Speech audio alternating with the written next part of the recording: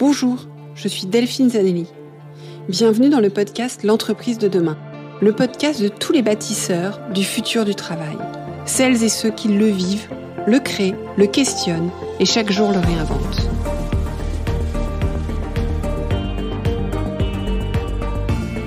Une entreprise plus vertueuse et soucieuse de son impact social pour une société meilleure.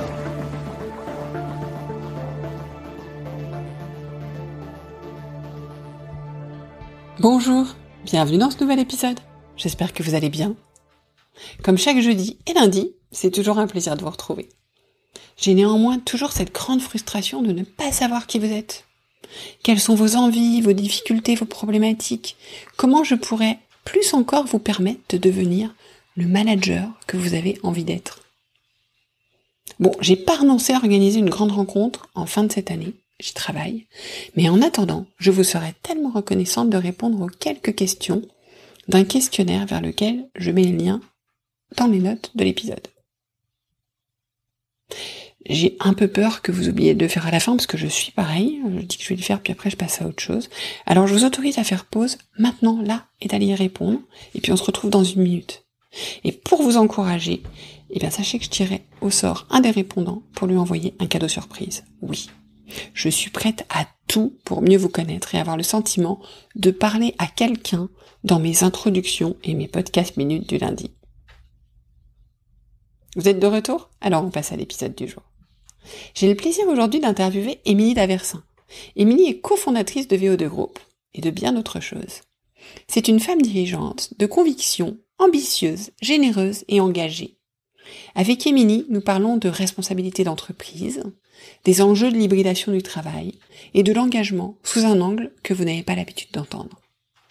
Vous le savez, j'aime vous faire connaître des personnalités avec des regards très différents. La question n'est pas d'adhérer ou pas, mais de s'éclairer. Et on ne s'éclaire pas sans parfois changer de prisme. Bonne écoute!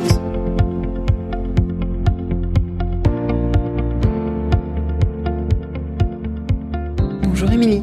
Bonjour.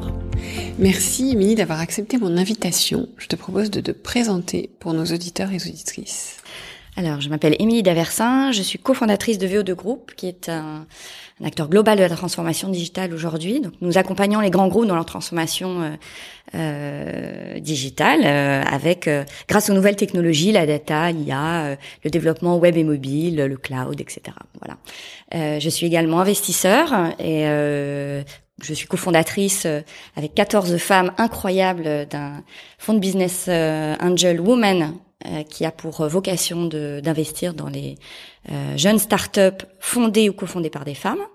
Et puis j'ai une dernière casquette, je suis mécène et ambassadrice du centenaire de la FIDH, qui est la Fédération internationale des droits humains. Voilà, et donc qui fête ses 100 ans cette année, et je suis très très fière d'accompagner cette belle ONG, qui est la 3e organisation mondiale de défense des droits humains et qui est d'impulsion française. D'accord. On pourra en reparler tout à l'heure. Mais du coup, voilà, ce qui m'intéressait effectivement pour nos auditeurs, cette interview, c'était parce que tu es une dirigeante engagée. Oui. Engagée à la fois dans ton entreprise, oui, mais aussi dans les actions autour. Oui. Et donc, je voulais échanger avec toi sur ta vision du rôle de l'entreprise dans l'évolution de notre société.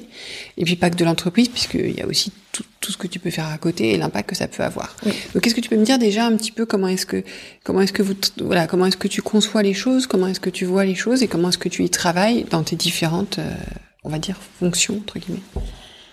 Alors déjà, ce qu'il faut savoir, c'est que c'est une entreprise qui est familiale. Donc j'ai cofondé cette entreprise avec mon mari. Je suis un peu tombée par hasard dans la tech, parce que c'est lui qui était consultant en nouvelles technologies et qui m'a dit j'ai envie vraiment de développer l'activité. Donc je l'ai accompagné vraiment sur le volet stratégique. Et puis je porte une certaine ambition quand même pour tout ce que je fais et tout ce qu'on fait en famille. Donc là, je l'ai pas lâché pour ça, comme je ne lâche pas ma famille en général, et voilà.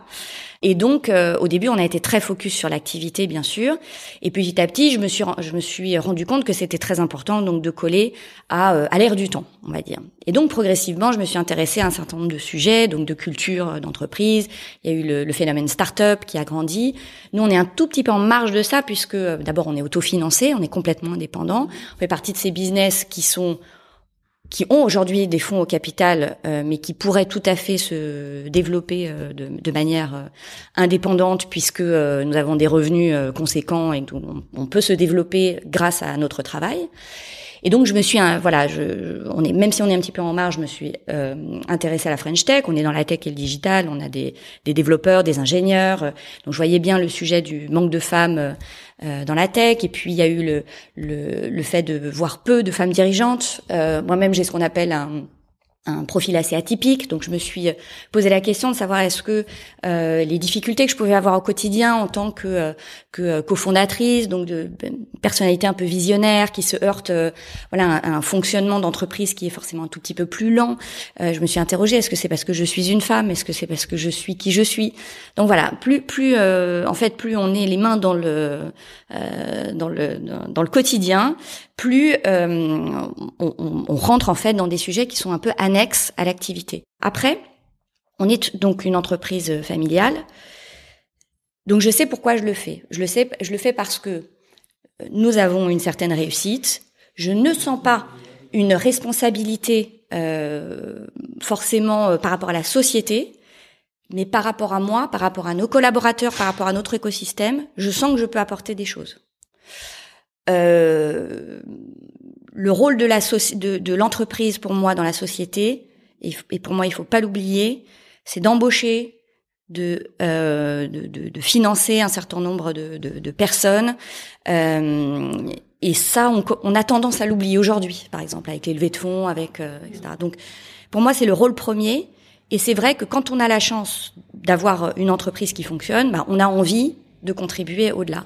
Et après, les grandes entreprises, c'est encore autre chose. Elles ont besoin forcément de rendre un petit peu de ce qu'elles ont reçu, donc c'est normal. Et puis les startups aujourd'hui, elles sont contraintes quand même par le bénéfice qu'elles retirent à cet élan de marché dont elles bénéficient. Donc c'est normal qu'elles soient obligées, entre guillemets, de s'intéresser au féminin, etc. Mais je ne crois pas, je ne crois pas qu'à la base, il y ait une vraie responsabilité. Je crois aux politiques, beaucoup. Je crois à la capacité d'action de l'entreprise, mais je ne pense pas qu'elle soit obligée de le faire. Et d'ailleurs, ça crée des trucs complètement fous, c'est-à-dire un homme dirigeant qui va trouver formidable qu'il y ait plus de femmes dirigeantes. Je trouve ça à la fois intéressant, à la fois, parfois je me dis, tiens, pourquoi cette posture vis-à-vis des femmes, alors même que cette personne ne lâcherait pas son siège et ne l'a pas lâché d'ailleurs pendant toutes ces années. Et aujourd'hui, il y a beaucoup plus de femmes en responsabilité qui s'expriment sur le sujet, et donc je trouve ça très intéressant. Mais jusque-là, j'ai vu aussi beaucoup d'hommes se positionner là-dessus, et je me disais, tiens, c'est pas tout à fait, ça sonne pas tout à fait naturel, authentique. Naturel, authentique. Alors il y en a, oui, mais voilà, c'est pas toujours, d'autant que souvent en fait, quand ce sont des fondateurs, le capital non plus n'a pas été partagé forcément avec, c'est-à-dire qu'il y a des dirigeanteux au sein des équipes, mais ni le capital ni la direction. Et c'est pas grave. Pour moi, c'est la réalité des choses, et c'est pas grave. Seulement, du coup, mieux vaut ne pas en parler. Comme moi, il y a des choses sur lesquelles je me positionne pas, parce que je me sens pas tout à fait alignée avec le sujet. Je ne me positionne que sur des sujets sur lesquels je me sens complètement alignée. Voilà.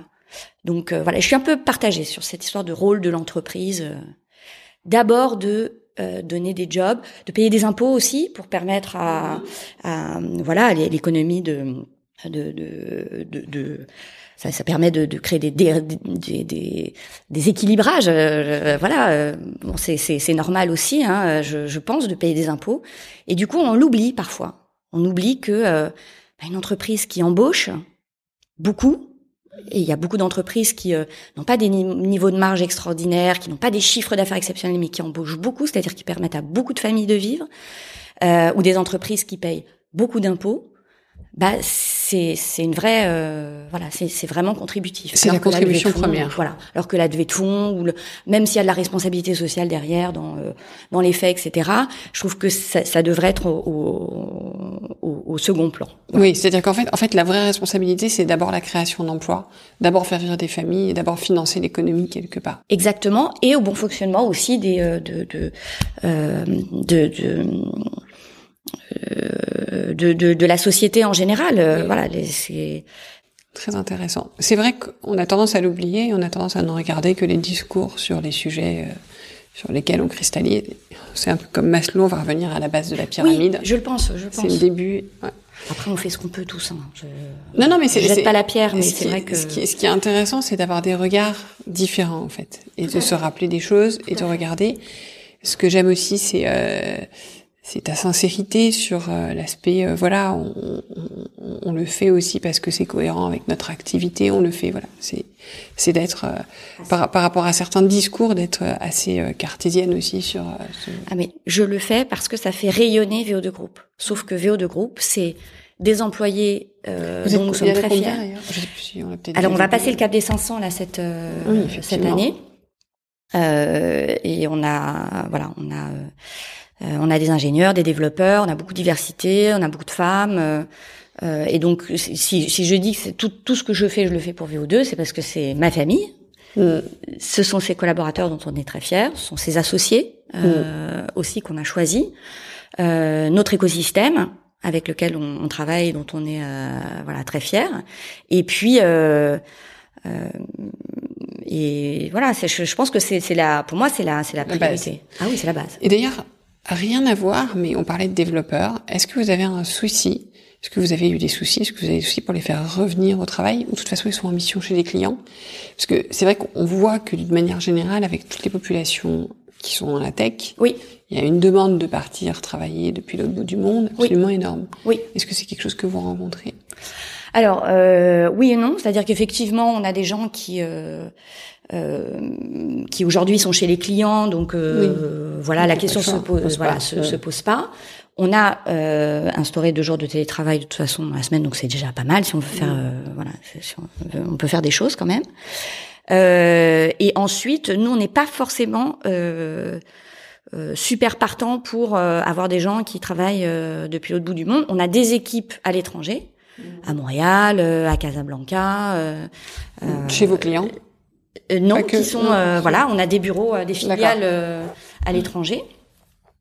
Et après, alors déjà, moi, je rigole doucement parce que très souvent, la génération digital nomade et on commence à en parler, souhaite aussi changer le monde. Sauf que moi, je prends pas l'avion, donc je regarde le fait de prendre 10 fois l'avion dans l'année et je me dis tiens, est-ce vraiment changer le monde? Voilà. Par ailleurs, je dépense aussi beaucoup de carbone, mais ce truc-là, du coup, comme je prends pas l'avion, je regarde et je me dis ah tiens, est-ce vraiment ça? Donc voilà. Et ensuite, là aussi, c'est un tabou qui va devoir être levé, un de ces 4. Mais bien sûr, un certain nombre de collaborateurs, pas chez nous, moi je le sens pas, parce que c'est des gens qui ont envie et besoin, attention, besoin de travailler. Ils travaillent pas que pour eux, ils travaillent aussi pour leur famille, ils travaillent pour se prouver des choses, ils travaillent pour appartenir à une équipe, pour exister. J'ai dit aussi qu'il y avait beaucoup de diversité. Je pense que ça joue énormément. Il y a un respect pour le travail qui commence parfois à se dissiper un petit peu ici. Mais qu'est-ce que j'étais en train de... Un tabou à lever. Oui, il y avait un tabou à lever sur le fait que oui, j'entends bien que beaucoup de gens veulent s'éloigner un peu du monde de l'entreprise. Et il ne faudrait pas que le monde de l'entreprise s'éloigne d'eux. Quand Uber a démarré, le chauffeur Uber, c'était le nouvel entrepreneur. C'est la ruée vers l'or. C'était l'entrepreneur qui enfin avait sa voiture magnifique, brillante et une formation pour un service impeccable, etc. Aujourd'hui, on a bien compris que c'était les chauffeurs Uber étaient traités finalement pas forcément par l'entreprise, mais en tout cas par les clients, d'une manière qui, à mon avis, n'était pas ce qu'ils avaient imaginé au départ. Donc, on sait bien que loin des yeux, loin du cœur, le jour où les dirigeants, ou les managers, eux se désengagent et eux ne veulent plus venir et eux s'en fichent un peu, il y aura 2 effets qui se coulent, c'est que leurs collaborateurs, leurs équipes ne seront plus valorisés. Donc là, ça va faire bizarre. Parce que là, il y a un espèce de rapport de force où finalement, on a envie, on a envie que les collaborateurs se rapprochent, mais jusqu'au moment où le manager va dire en fait c'est trop compliqué, moi aussi j'ai envie de prendre l'air. Et puis je pense que et moi je me fais cette réflexion là parce que du coup je m'impose de rester. Je vais pas tous les jours au bureau parce que je vous dis j'ai ce rôle un peu de coordinateur qui fait que si je suis au bureau, je vais vouloir tout coordonner. Or, ce n'est plus mon rôle. On a quand même un DG, des équipes, etc. Donc, j'essaie de m'éloigner un petit peu. Mais moi, mon mari est là tous les jours, notre DG est là tous les jours, etc.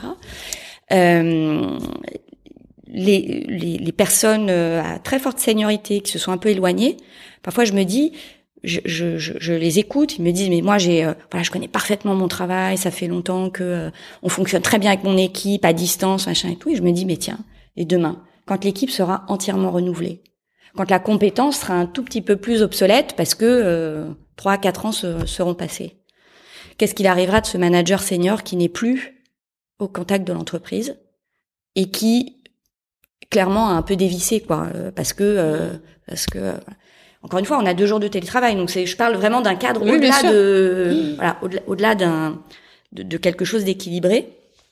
Je me dis, mais quelle va être la plus-value, la valeur ajoutée de cette personne qui connaît parfaitement son travail, parfaitement ses équipes, qui sait comment manager à distance, et que plus personne ne connaît, que plus personne ne reconnaît. Mais qui passe à côté de tout le off, en fait. Et qui passe à côté de tout le off. Dans ce sens-là, c'est vrai qu'on se pose vraiment la question dans ce sens-là. Exactement. Et le problème que je vois, donc ça c'est parce que je suis toujours un peu dans l'anticipation, mais malheureusement ceux qui vont le plus s'en pâtir, c'est pas ceux qui auront créé l'entreprise ou qui auront créé la dynamique de l'équipe, etc. C'est ceux qui se seront un peu mis en retrait. Parce que le monde se digitalise et qu'il y aura forcément entre guillemets des gagnants et des perdants. Et donc voilà, je pense pas que tout le monde sera perdant comme on le dit souvent, en mode si vous n'acceptez pas ce grand bouleversement, ce grand changement des gens qui ne sont plus du tout là et qui sont complètement remote, etc. Eh bien, vous vous priverez de la manne de talents, etc. Je pense qu'il y a beaucoup de talents qui ont envie et besoin de travailler en équipe. Ou en tout cas une bonne partie du temps, et je ne pense pas que les grands perdants seront les entreprises, même si elles vont changer, se transformer, etc. Alors parlons maintenant des autres engagements. Donc de ton engagement en tant que business angel, tu investis dans les entreprises de la tech, de la tech, oui c'est ça ou pas? Je sais plus. C'est un start-up par les femmes, oui c'est ça. Voilà, pas forcément la tech. Fondé ou cofondé par des femmes. Il se trouve quand même qu'aujourd'hui, là où il y a de la valeur et de la croissance, c'est dans le digital et dans les projets qui ont quand même une dimension tech. Donc on en a pas mal qui ont une dimension tech et on va regarder ces projets en priorité. C'est bon. Pourquoi cet engagement? Comment est-ce que ça évolue? Comment est-ce que les femmes prennent place dans ces écosystèmes? Alors, il y a eu beaucoup de mouvements donc pour l'empowerment des femmes dans le travail. Donc moi-même, j'avais lancé Femina Link juste avant le mouvement MeToo. C'est un réseau social professionnel pour les femmes, donc une start-up au féminin. Et j'avais un mal fou à rencontrer des femmes parce qu'elles n'étaient pas du tout ouvertes aux nouveaux projets, contrairement à ce qu'elles pouvaient dire. C'était assez rigolo de voir ça. Et puis après est venu MeToo, donc voilà, tout le monde s'est un peu ouvert à ces sujets-là. Et puis on a commencé à voir d'autres aspects que l'aspect management d'entreprise, manque de femmes dans les positions hautes de l'entreprise. On a commencé à regarder les startups, etc. Et on s'est rendu compte que en fait tout ce qu'on avait gagné dans l'entreprise, on était en train de le perdre dans la nouvelle économie. Et on se réjouissait d'avoir plus de femmes, même si c'est pas à gagner, mais finalement ce qui est terrible, c'est que malheureusement, là où on réussit, on peut vraiment faire la différence, c'est dans le monde digital et la tech. Et on s'est rendu compte non seulement qu'il y avait très peu de fondatrices, donc il y a eu beaucoup d'incubateurs au féminin qui se sont lancés pour aider les fondatrices à créer leur projet, mais qu'en plus elles n'étaient pas financées, ces boîtes. C'est-à-dire que quand bien même elles arrivaient à se créer, après l'étape du financement était compliquée. Donc voilà, petit à petit, il y a eu un certain nombre de mouvements, encore une fois, qui se sont créés, des groupes de femmes business angels, et puis ça s'est structuré, et des projets comme Leia aujourd'hui, je pense qu'il y en a un ou deux qui fonctionnent, et je crois que tout le monde se connaît plus ou moins.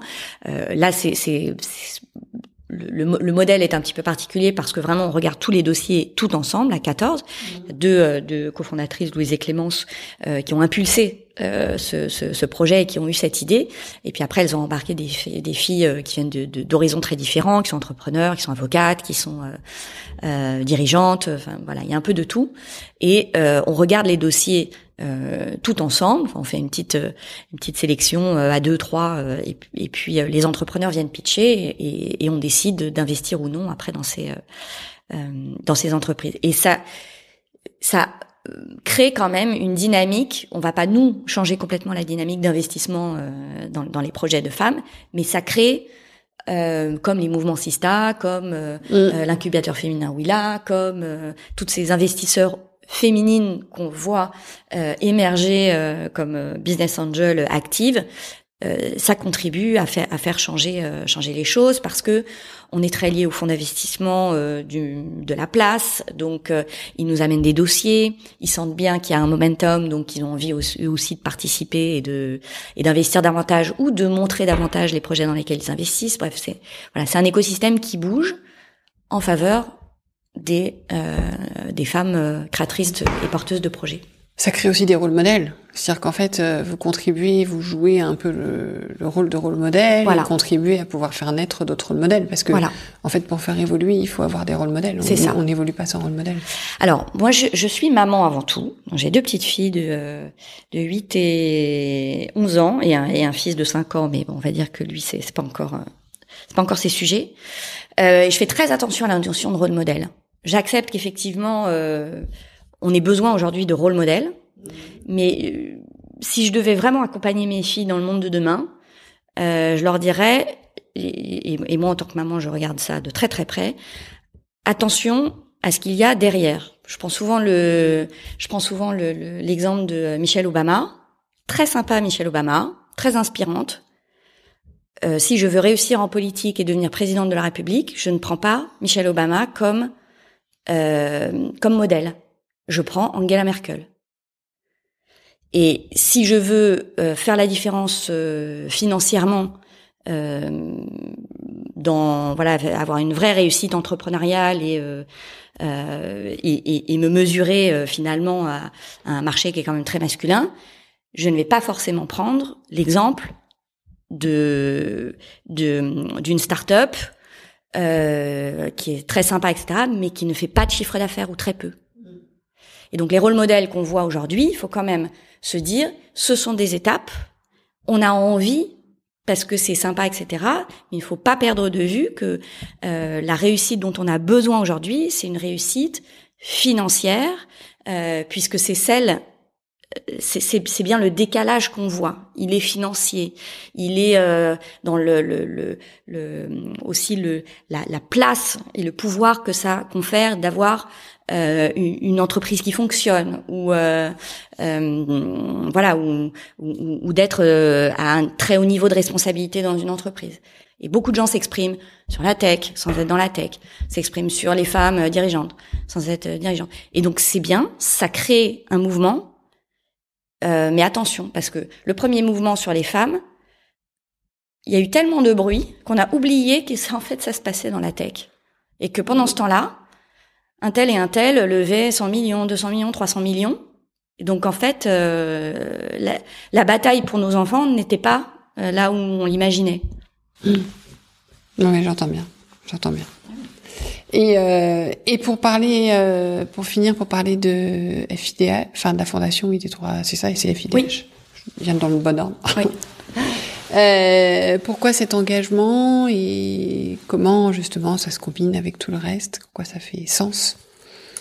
Alors ça fait sens parce que justement, parlons de l'IA Capital.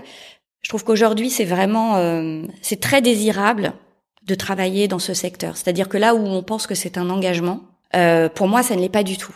C'est un vrai plaisir. Les filles sont géniales. D'abord, le groupe Léa Capital, les filles sont géniales. Les entrepreneurs qu'on accompagne sont géniales. On va dans des secteurs, on apprend des choses, c'est super intéressant. C'est très valorisant.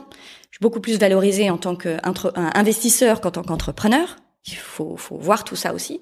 Donc, quand on parle d'engagement, ça me fait sourire. Parce que moi, l'engagement que je n'aurais pas, c'est d'aller sur le terrain, aider des gens qui sont en grande difficulté, à l'étranger, aux frontières. On voit le problème de l'Ukraine, on a vu le problème de l'Afghanistan, tout le monde s'est ému de tout ça. Moi, je n'irais pas. Et donc, je me vois comme ça et je me dis, mais qu'est-ce que je peux faire? Et il se trouve, j'ai la chance d'avoir une de mes amies qui est directrice donc marketing et de la communication de la FIDH, la Fédération internationale des droits humains.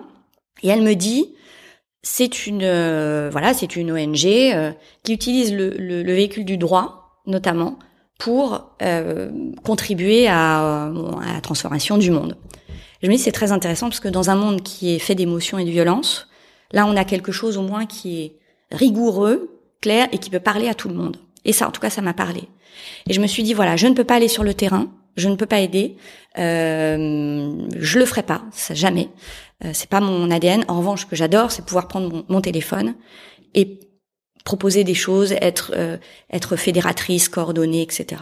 Donc je me suis dit voilà, je vais pouvoir être financer un certain nombre d'actions et je vais pouvoir aussi faire venir parler de l'ONG, de ce que vous faites et faire venir des gens à cette belle organisation qui a 100 ans cette année, qui est la 3e ONG mondiale. Et qui finalement est très connue, bien évidemment, de toutes les personnes qui sont engagées dans le monde sur ces sujets-là, mais qui est très peu connue du grand public. Donc, je me suis dit, c'est en plus une ONG française, d'impulsion française, parce qu'aujourd'hui c'est 192 fédérations dans le monde. Donc allons-y, ça m'a parlé. Mon petit côté marketing, je pense qui a parlé. Je me dis c'est extraordinaire, allons-y, il faut faire de belles choses. Avec tout ça. Avec tout ça. Voilà. Eh ben, merci pour tous ces partages, Émilie. Avec grand plaisir. Et à bientôt. Merci à toi. Merci pour votre écoute. J'espère que l'épisode vous a plu. Faites-le moi savoir en laissant des étoiles et des commentaires sur Apple Podcast. Cela me permet de le faire connaître, le podcast, et m'encourage à le poursuivre. Rejoignez-moi également sur le groupe LinkedIn L'entreprise de demain pour échanger avec d'autres auditeurs, proposer des invités.